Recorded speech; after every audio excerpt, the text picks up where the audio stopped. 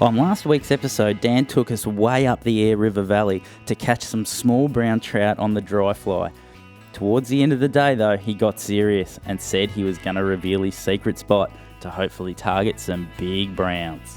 But as we headed down the mountain, he told me about this trip he had to Patagonia, and just hearing about it blew my mind. Have a look at this footage, you'll never forget it. Howdy, my name's Daniel Kent. This is my hometown of Apollo Bay. I've been fishing since I was 5 years old, when Dad hooked a trout and let me wind it in. But since then, I've been taking things more seriously. Out of all the fishing I've done, my best fishing experience was a trip to Patagonia in southern Argentina, where we were catching 50 rainbow trout a day, over 10 pounds.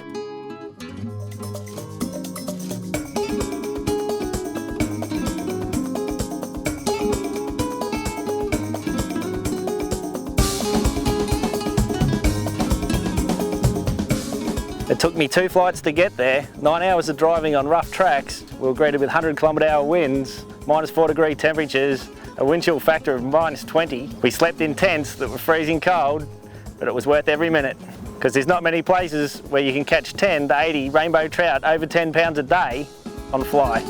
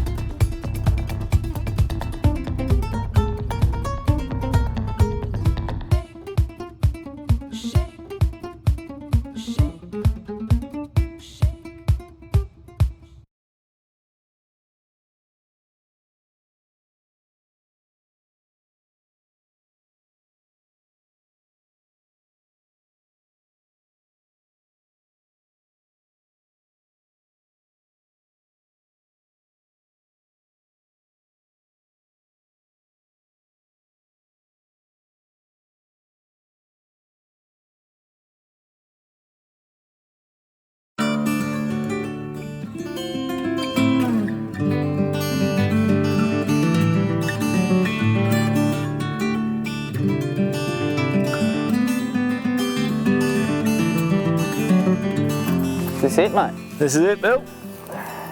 Well, Just out there. I don't. What's the deal, mate? It's a paddock with cows in it. There's a little more than a paddock with cows in it, but Yeah? you can't really see till you get there. Really? Really. Jeez, mate, you've taken me to some awesome places. This doesn't look like it could be one of them. Not quite like where we just come from, is it? Nah, mate, all right. Well, I don't know if you're stitching me up here, but I'll come along for the ride anyway. This is my secret spot, mate. All Take right. me word for it.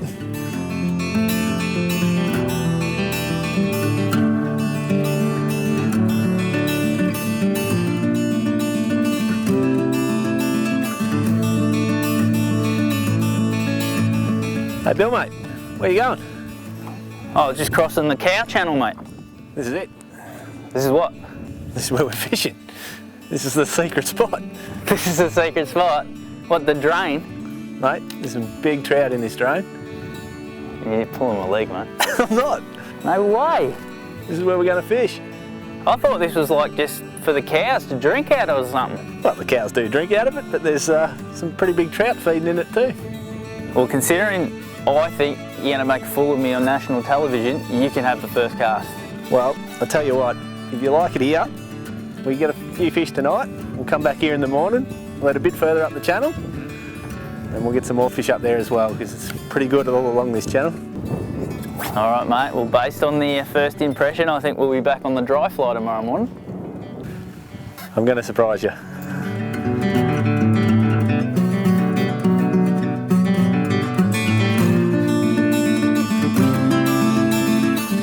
Now, viewers, I just want to apologise for potentially wasting your time. Dan's adamant that this is the spot. Personally, I don't think it is. The cows are even looking at me like I'm an idiot. Let's just go along with this for a minute and see what happens, because he tells me it is. So all I can do is just follow him. Come with us and see what happens.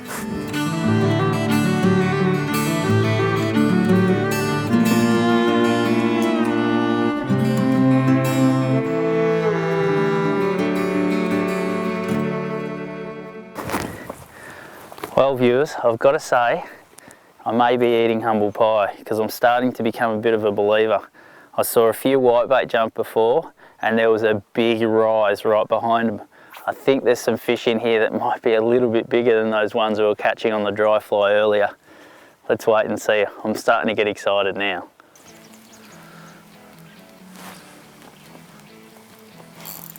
Yeah. Yep.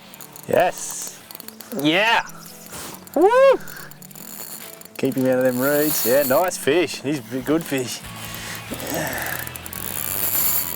Yeah. That's the one we've been This is looking what for. we came for. Yeah, keep him out of them reeds.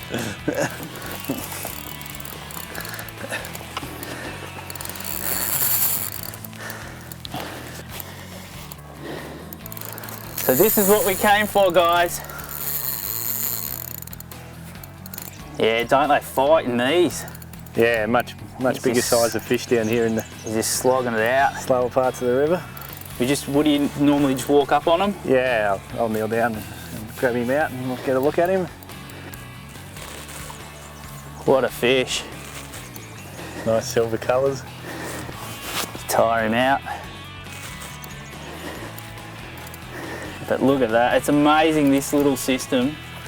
Like, you know, most people would drive past it, wouldn't they, Dan? Yeah, and it's just only go, a tiny "Oh, yeah, little creek and there's nothing in here." it holds some great trout at times. So. Oh, we've got midge biting us everywhere. So what do you call him, about 2-3 pound? Yeah, he looks about 2 pound. Jeez, I'd love to get see him what out those and have a 5 pounders good- look like. Yeah, well, they're in here. Hopefully we can get Dan to bring him in. Have a look at the midge around your head. It's unbelievable. Yeah! Yeah! Oh man, have a look at that. That little SX40. How good are those lures? They catch everything. How good's the coloration on that Oh fish? mate, that has just made my whole week, month, year. That is one beautiful trout. Yeah, he'd be 2.5 pound to 3 pound. Yeah. Have a look at those sharp little pin teeth. They're, the whitebait wouldn't stand a chance, really, would they? No, they don't. All right. That is just awesome. That is just awesome. Now, you want to do the honours, mate, because you've washed your hands. Yeah. So we'll put him back and let him live to fight another day. He'll probably go back and have an hour's rest and then smash some whitebait He'll again. be back into them by morning time, I reckon. And that's it.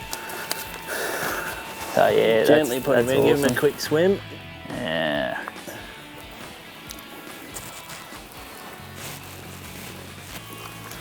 And away we go. Yeah! Well done, mate. Awesome. I'm wrapped, mate. You're a gun. That is awesome. Let's get another one.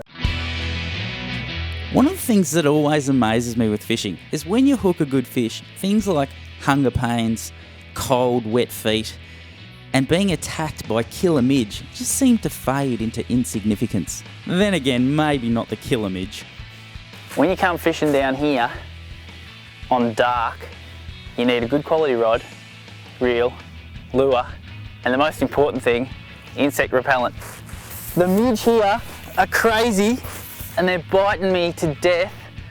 I can't believe it, they bite harder than mozzies do here, so make sure you pack that if you ever come down to Apollo Bay.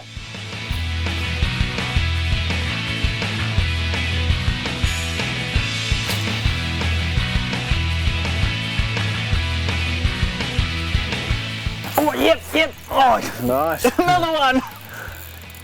Yeah. You didn't believe me, it was the spot, mate. What drain? Oh yeah, another nice one. Not quite as big as your first one, I don't think. No, who cares? Oh, he's not too bad. I just can't believe I'm going to catch another fish out of a cow watering hole. Mate, I'm eating my words now.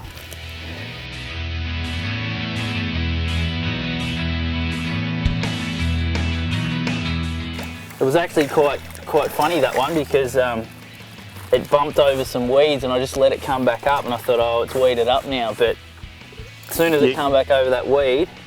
And you can definitely tell through these rods and the braided line the difference between the weed and the fish taking the lure. Exactly. And he's just sitting there, but like, people might be at home thinking, geez, you're milking it, just get him in, but you physically can't pull them up. No, they're all muscle. You know, I've only got 4 pound tippet and look at that, I can't really do much with it. And the idea is not to panic too, to just let them tire out. And take that time. Oh, look at that. He's taking it head first, Dan. yeah. That's strange because they often come up from behind it. See if I can't get his head up.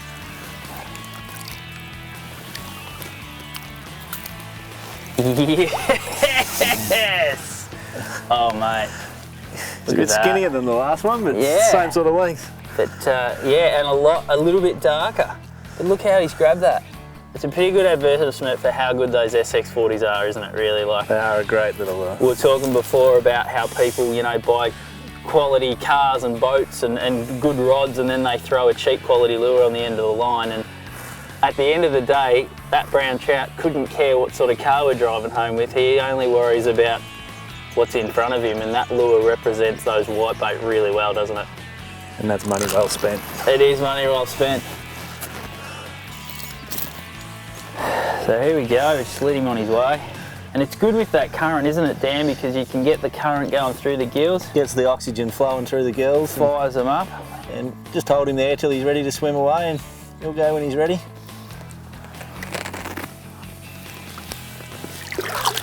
There he goes. Well done, mate. Well done, Bill.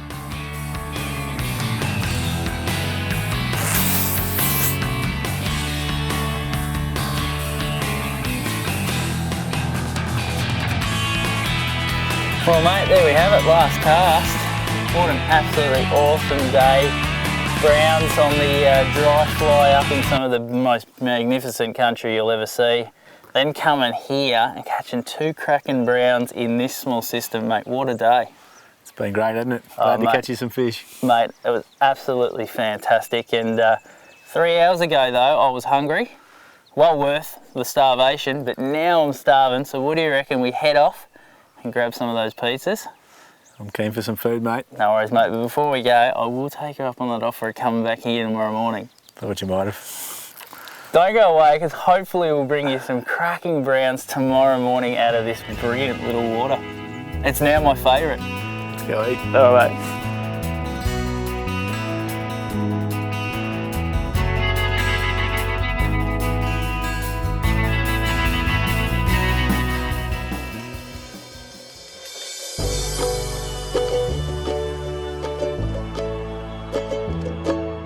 There's nothing more exciting than when you're driving to a spot that you know produces fish. The anticipation is just huge.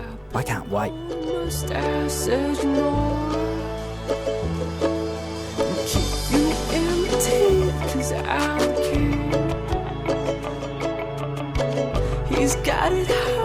I think confidence in fishing is everything, and when you wake up and the weather's right, you know you got the right lures because the fish smashed them the day before. It means that your chances of having a good day are pretty high. Dan decided to head a little bit further upstream today to give me a crack at some new water and hopefully nail an even bigger brown. Well, here we are, viewers. It's the morning of day 2 on our trip to Apollo Bay. After catching that awesome brown trout last night, I was just so pumped I wanted to do more. And Dan told me about a few other stretches of this little tributary that hold some good brown trout. I have to say, when I rocked up yesterday to that spot, I thought he was stitching us up. It looked like a drain, Dan. I didn't think there'd be anything in there. It is not much more than a drain, but there's some big fish in here, don't worry about that. So this is a similar sort of stretch? Yes, yep. And same sort of size trout? Same sort of size trout as the one you got yesterday, even a few bigger models in here. So, oh, beautiful. Now, just to give you the idea of what we're doing, guys, we're using our spin gear, normal sort of stuff that we'd use for chasing bream. We've got like the 2,000 to 2,500 size reels. We're using fire line or the braid and about a 4-pound leader, and the trusty old Eco Gear SX40. Now you can see we're using 2 different coloured SX40s, but they're obviously more the similar natural colours. Now, what do the actual trout take these as, Dan? There's a lot of natural Galaxia minnow in the river system here, and they're pretty much that goldy sort of see-through colour, and that's what we're trying to represent with those lures there. And they do it pretty well, don't they? They do. You don't get much better than that. The technology these days is pretty good. That's it, and hopefully some of these big brownies hanging in some of these holes are going to smash these SX40s and we'll bring some more action to you.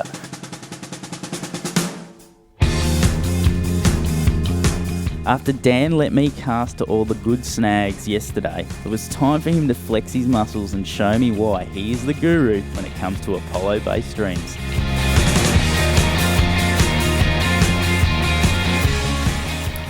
Oh yeah. Yes. Yeah. Oh, beast thing. Yeah. Good stuff, Dan. Let's keep him away from this log. That's what we were talking about. Mate. Oh, he's a beautiful fish. I'll probably land him past you, I think. This is where a net works awesome, Dan. There's a little bit of a beach sort of there, Dan. You could probably bring him up under that. Yeah. It's important, guys, to wet your hands so that you don't actually disturb the slime that's on the fish. If you're going to release them, it's good to just wet your hands in the river, and that way you hopefully be able to release them in the best health possible. And as you can see, these guys are pretty strong. Fit fish in here, they're fighting that current all day. And they almost get re-energised, don't they, if you leave them out there too long? Yeah, if you don't keep the pressure on them, they'll just sit there and work up some more energy and keep fighting. Exactly. Because they're very sort of erratic, like they seem calm and gone, and then bang, they take another really hard run, don't they? They do, yeah. They're quite unpredictable when they're in close. And these brown trout just fight right to the end every time. Oh, yeah. Don't stop kicking.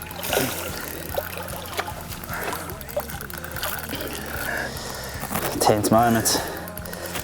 Some tense moments there. He went up under the bank. Is he still there, Dan? Yeah, he refuses to come out from under the bank there. And he knows where he was living, doesn't he? Plenty of sticks and grass under there as well. I'd love to be able to get this guy in and show you, especially after I've gone up to my knees in mud. Come on, mate. Think he did the job for you then? And he's off again now. He's pretty annoyed now. This is a sketchy bit of river, I tell you. Picked a nice soft bit of mud there for you. Oh, he's only in by 1 treble now. But I reckon that treble could be enough. Leave his head up. Do you reckon just slide him up, Dan? Just put a hand under his belly and just give him a comfort lift.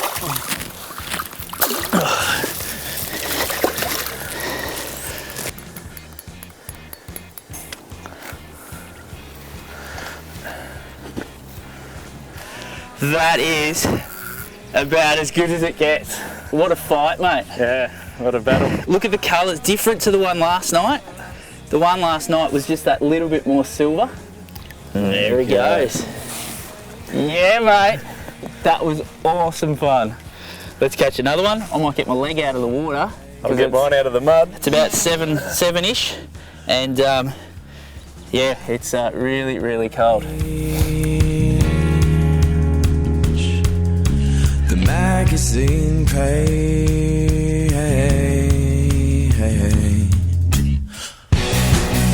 You do it to yourself.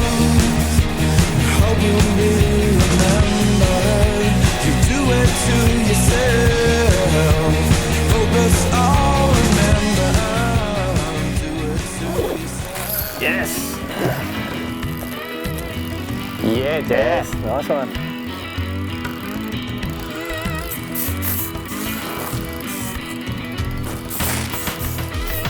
Oh, he's got a bit of weight on him, Dan.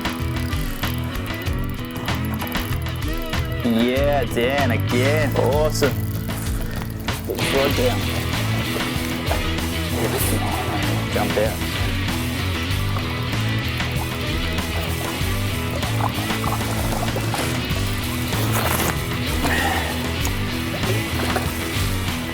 I think you've done me on another one of those spongy banks. Come down there here. I'll move along. Yeah, he's beautiful. Just nailed it, didn't he?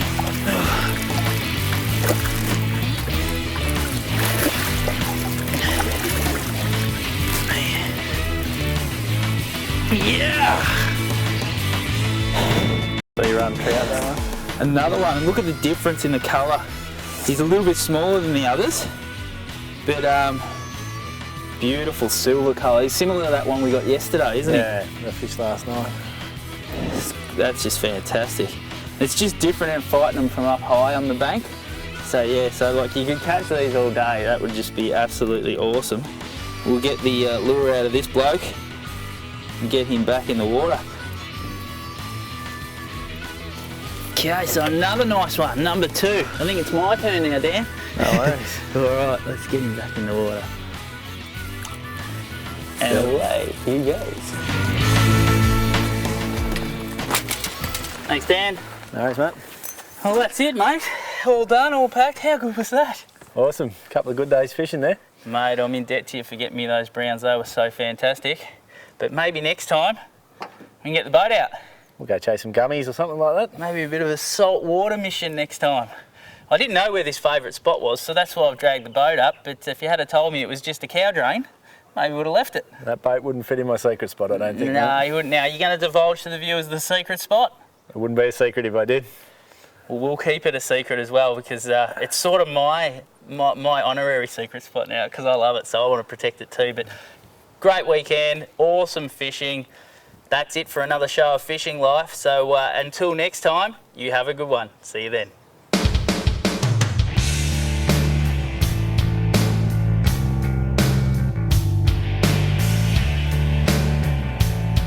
The team at Fishing Life use only the best quality products including Eco-Gear lures, Japanese technology made for Australian conditions, Trojan deep cycle batteries, Engel fridge freezers and generators, Flow-Right live oil systems, Daiwa rods and reels, Minn Kota electric motors and Humminbird high definition sounders and GPS units. To find out more about these quality products, log on to www.vicbreamclassics.com.au.